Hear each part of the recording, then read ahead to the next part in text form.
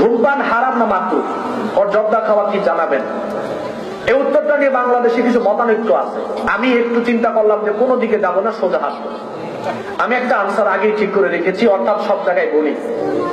সে উত্তরটা হলো, সিগারেট, বিড়ি, জর্দা, তামাক, গুল, নেশা জাতীয় দ্রব্য এটা জায়েজ না মাকরুহ, এ কথা আমি বলবো না।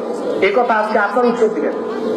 আজকের মুক্তি হলেন আপনারা, আপনাদের থেকে আমি আনসারটা এখন নিব। এই ধর্মগুলোর মধ্যে বিজ্ঞ ডাক্তার আছে কি নাই? বাংলাদেশে যত দল রয়েছে প্রত্যেকটা দলেই ডাক্তার আছে কি নাই? এবার প্রত্যেকটা দলের ডাক্তারের কাছে গিয়ে, অন্য ধর্মের ডাক্তারদের কাছে গিয়ে আপনারা জিজ্ঞেস করবেন যে ডাক্তার সাহেব, বিড়ি, জর্দা, গুল, তামাক, সিগারেট, নেশা জাতীয় দ্রব্য, ইয়াবা, ব্যারলস, এগুলো স্বাস্থ্যের জন্য উপকার না ক্ষতিকর? মুক্তি দিয়ে আপনাদের গেলেন, আমার তো কথাই শেষ হয় নাই। হিন্দু ধর্মের একটা ডাক্তারও বলবে এই সমস্ত কিছু স্বাস্থ্যের জন্য, শুধু ইসলাম ধর্মের অনুসারী যারা তাদের স্বাস্থ্যের জন্য ক্ষতিকর না সব ধর্মের মানুষের জন্য স্বাস্থ্যের জন্য ক্ষতিকর? আচ্ছা, এইবার স্বাস্থ্যের জন্য যদি ক্ষতিকর হয়, কে বললেন? ডাক্তার বললেন। এবার ডাক্তার যদি বলে স্বাস্থ্যের জন্য ক্ষতিকর, তো কোরআন বলছে আমাদেরকে ওয়ালা তুলকু বিআইদিকুম ইলাত তাহাল্লুক। আল্লাহ রাব্বুল আলামিন বললেন তোমরা নিজেরা নিজেদেরকে ধ্বংসের দিকে ঠেলে। ডাক্তার বলছে বিড়ি, সিগারেট, জর্দা, তামাক, গোল, তারপরে ইয়াবা, ব্যারলস, নেশা জাতীয় সমস্ত দ্রব্য যারা পান করে খায় তারা নিজেরাই নিজেদেরকে ধ্বংসের দিকে ঠেলে দেয়। আর আল্লাহ বলছে তোমরা নিজেরা নিজেদেরকে ধ্বংসের দিকে ঠেলে দিও। মাসলার দরকার আছে? জায়েজ বা মাকরুহ দরকার আছে?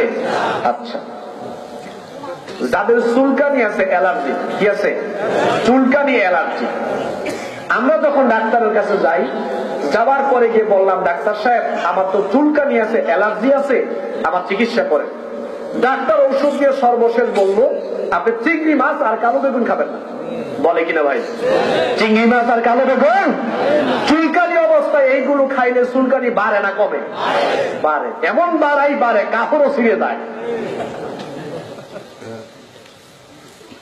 এবার ডাক্তার যখন বলল চুলকানির সময় কালো বেগুন, চিংড়ি মাছ খাইবেন না, তখন কি আমরা কেউ ডাক্তারকে জিজ্ঞাসি ডাক্তার চুলকানি হইলে কালো বেগুন এবং চিংড়ি মাছ খাওয়া মাকরুহ না মাকরুহ তাহরিম, এটাকে জিজ্ঞেস করছেন? জিজ্ঞেস করেন না কেন? ডাক্তার একই ডাক্তার বলল সিগারেট, জর্দা, বিড়ি, তামাক, গুল এগুলো স্বাস্থ্যের জন্য ক্ষতিকর। ওই একই ডাক্তার বলল চুলকানি হলে চিংড়ি মাছ, কালো বেগুন স্বাস্থ্যের জন্য ক্ষতিকর। ওইটার সময় জিজ্ঞেস করেন, এটার সময় জিজ্ঞেস করেন না কেন?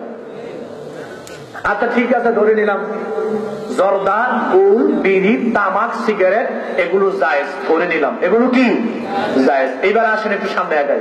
এইবার কিন্তু খবর আছে। আমার এক খালাম্মা একদিন আমাকে বললো তোমার আঙ্কেলকে আমি সিগারেট খাওয়া বন্ধ করেছি কিভাবে। ওনার একটা ছেলে আছে, প্রভাবশালী মানুষ, দিনদার মানুষ।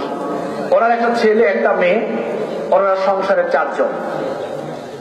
তো ওনার এক ছেলে মেয়েকে নিয়ে পরামর্শ করলো আজকে যখন ওনার হাজবেন্ড বাড়িতে আসবে, বাড়িতে আসার পূর্বে তিনজনের মুখে 3টা সিগারেট নিয়ে টানা শুরু করবে। যেই কথা ওই কাজ।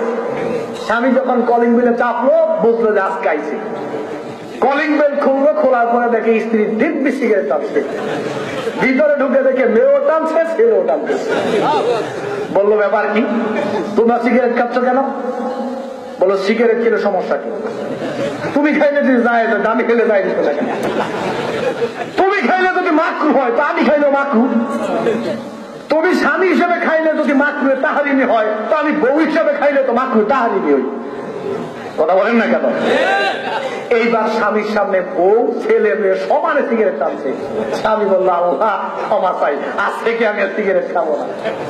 আলহামদুলিল্লাহ ওই দিন থেকে ওনার হাজবেন্ড সিগারেট খাওয়া বর্জন করেছে, আজ পর্যন্ত আর খায় নাই। এজন্য যাদের স্বামী সিগারেট খায়, সিগারেট সারানোর এটা একটা পদ্ধতি। বউও খাইবেন, ছেলেও খাইবেন, মেয়েও খাইবেন, প্রতিদিন না, ছোট 6 বছরের বাচ্চা, বাপ বাড়িতে আসার পূর্বে 6 বছরের বাচ্চার মুখে একটা সিগারেট দিয়ে রাখবেন। দিবেন কেন?